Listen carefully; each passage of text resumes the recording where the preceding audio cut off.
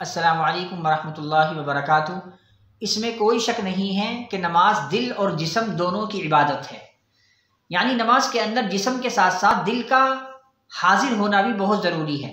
اگر کسی نماز کے اندر صرف جسم ہی حرکت کر رہا ہو، دل صحیح طریقے سے حاضر نہ ہو، تو ایسی نمازیں بے فائدہ اور بے اثر ہوا کرتی ہیں۔ اس لیے دونوں چیزوں کا پایا جانا بے حد ضروری ہے۔ تو اب نماز کے کچھ آداب ہوا کرتے ہیں جن آداب کے حساب سے ہم کو نمازیں پڑھنی ہیں۔ تو نماز کا سب سے پہلا ادب یہ ہے اقامت صلاۃ، نماز کو قائم کرنا۔ اس کا ظاہری مطلب تو یہ ہے کہ نماز کو قائم کیا جائے، لیکن نماز کو کس طرح سے قائم کرنا ہے، وہ کیا طریقہ ہے کہ نماز کے اندر تعدیل ارکان کیا جائے، رکوع اور سجود کو اچھی طرح سے ادا کیا جائے، قرات کو اچھی طرح سے ادا کیا جائے۔ اسی طرح سے خیال یہ ہو کہ ہم احکم الحاکمین کے سامنے کھڑے ہیں، ہم عاجز بندے ہیں، اس طرح کا خیال کیا جائے اور نماز کو پابندی کے ساتھ ادا کیا جائے۔ قرآن کریم میں آیا والذین هم عن صلاتهم دائمون، وہ لوگ جو اپنی نمازوں پر مداومت یعنی پابندی اختیار کرتے ہیں وہی کامیاب ہے۔ تو اس لیے پہلا ادب یہ ہے اقامت صلاۃ، نماز کو پڑھیں سکون کے ساتھ اور پابندی کے ساتھ۔ نماز کا دوسرا ادب یہ ہے کہ دوسرا ادب ہے قنوت۔ اللہ نے قرآن کریم میں فرمایا وقوموا للہ قانتین، اللہ کے سامنے عاجزی کے ساتھ کھڑے ہو جاؤ، عاجزی اور انکساری کے ساتھ کھڑے ہو جاؤ، بالکل خاموشی کے ساتھ کھڑے ہو جاؤ۔ صحابہ سے منقول ہے، صحابہ رضی اللہ تعالیٰ عنہم اجمعین فرماتے ہیں کہ پہلے نمازوں میں بات کرنا جائز تھا۔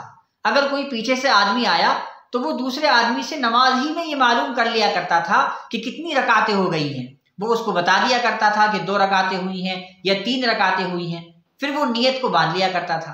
تو پہلے نماز میں بات کرنا جائز تھا۔ اس کے بعد یہ آیت نازل ہوئی وقوموا للہ قانتین، اللہ کے سامنے عاجزی کے ساتھ کھڑے رہو۔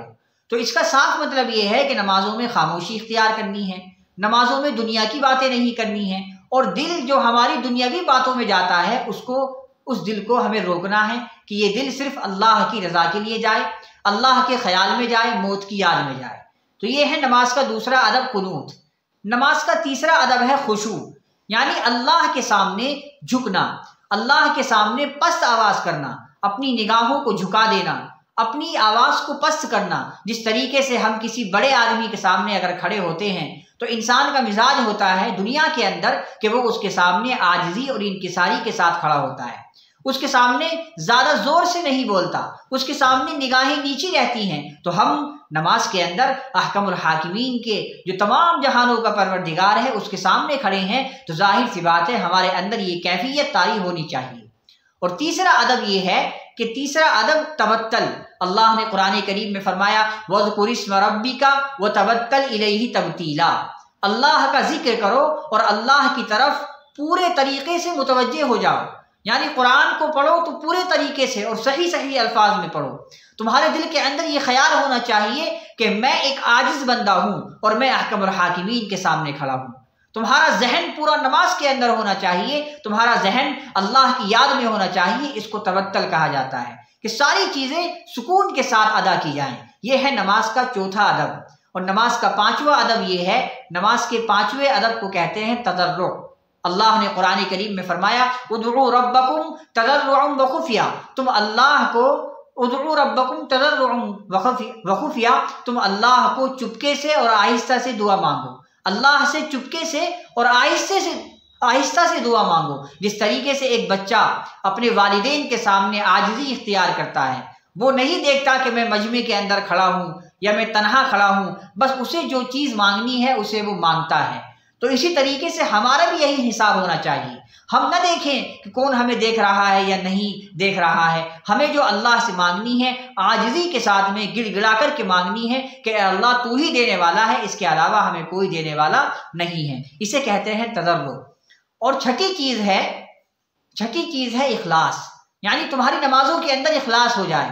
ہر کام ہم جو نماز پڑھ رہے ہیں صرف اور صرف اللہ کی رضا کے لیے پڑھ رہے ہیں، نہ اس میں کسی قسم کا دکھاوا ہو، نہ اس میں ریاکاری ہو، صرف اور صرف اللہ کی رضا کے لیے ہو۔ ساتویں چیز جو آخری چیز ہے وہ ہے فکر و تمدن، یعنی جو ہم پڑھ رہے ہیں نماز کے اندر، ہم سورہ فاتحہ پڑھتے ہیں الحمدللہ رب العالمین، تو اس کا کیا مطلب ہے؟ الرحمن الرحیم، اس کا کیا مطلب ہے؟ یعنی جو چیزیں ہم پڑھ رہے ہیں اس کو سمجھا جائے، کیونکہ قرآن میں اللہ نے فرمایا وَلَا تَقْرَبُوا يَا أَيُّهَا الَّذِينَ آمَنُوا لَا تَقْرَبُوا الصَّلَاةَ وَأَنْتُمْ سُكَارَىٰ حَتَّىٰ تَعْلَمُوا مَا تَقُولُونَ، اے ایمان والو جب تم نشے کی حالت میں ہو تو نماز کے قریب مت جاؤ یہاں تک کہ تم جو کہہ رہے ہو اس کو سمجھ نہ لو۔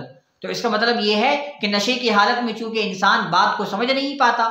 اسی طرح حدیث کے اندر بھی آتا ہے کہ جب نیند کا غلبہ تم پر طاری ہو جائے تو نماز کے قریب مت جاؤ، کیونکہ تم الفاظوں کو نہیں سمجھ سکتے۔ تو پتہ یہ چلا کہ جو چیزیں ہم پڑھ رہے ہیں اس کا سمجھنا بھی نماز کے اندر بے حد ضروری ہے، تبھی ہمارا نماز میں دل لگے گا۔ یہ ہیں وہ چند آداب جو نماز کے اندر ہونے چاہیے۔ اگر ہم ان آداب کی رعایت کرتے ہوئے نمازوں کو پڑھیں گے تو انشاءاللہ ہماری نمازیں جلد قبول ہوں گی، اور ہماری ان نمازوں کا ہمیں اثر بھی دکھائی دے گا، اور ہمارا رب بھی ہم سے راضی ہو جائے گا۔ امید ہے کہ آپ اچھے سے سمجھ گئے ہوں گے۔ ویڈیو کو لائک کریں، شیئر کریں، اور ہمارے اس چینل کو سبسکرائب کریں۔ السلام علیکم ورحمۃ اللہ وبرکاتہ۔